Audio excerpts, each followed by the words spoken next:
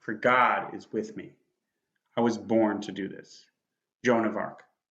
Joan of Arc uttered these immortal words as she was setting out on her journey to battle the English army. This was a woman with bitachon, with faith. This week's Parsha is Parsha Shlach. In the Torah portion, we deal with the sending of the spies, as the Jews are about to embark on a difficult conquest, much like the aforementioned 16-year-old Joan of Arc. The episodes of the spies ultimately end with disaster. They return with a fearful report, which subsequently leads to the entire generation dying out in the wilderness. This episode is the focal point of Sefer Bamidbar, and up until this point, the Jews are preparing to enter into the land and conquer their enemies. Now, with their morale dashed by the leaders of this generation, they are destined to literally dig their own graves and wait to die out in the Midbar.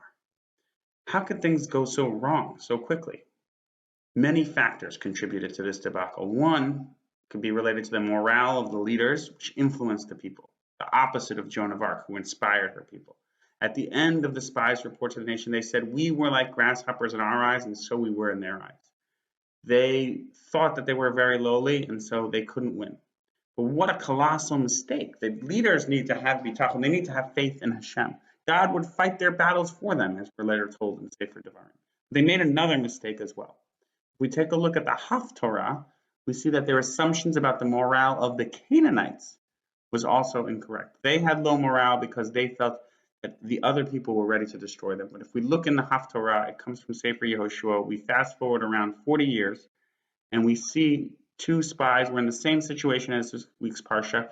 We're about to enter the land, and we see two spies enter the land of Canaan. And this time, they actually speak to a Canaanite. They don't just assume. And this is a great lesson, as Rav Avi says, worth the price of admission for the Devar Torah. If you want to know someone's feelings, if you want to know what they're thinking, ask them.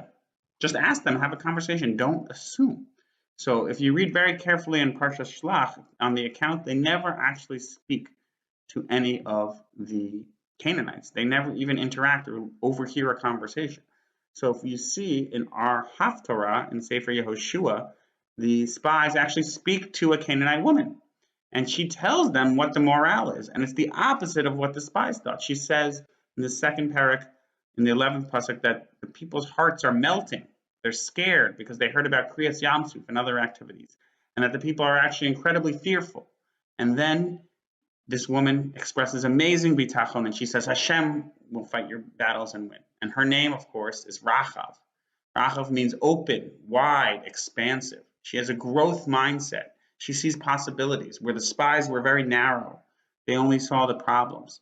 And I think that's one of the main messages, right? That's the idea behind Joan of Arc and behind Rachav and behind these people, is to have bitachon in Hashem and bitachon in yourself, faith, and believe in the possibility of this growth mindset. And that's my bracha for you for Shabbat, is that we should all have this growth mindset and not think about the problems like the spies did. We should think about the possibilities.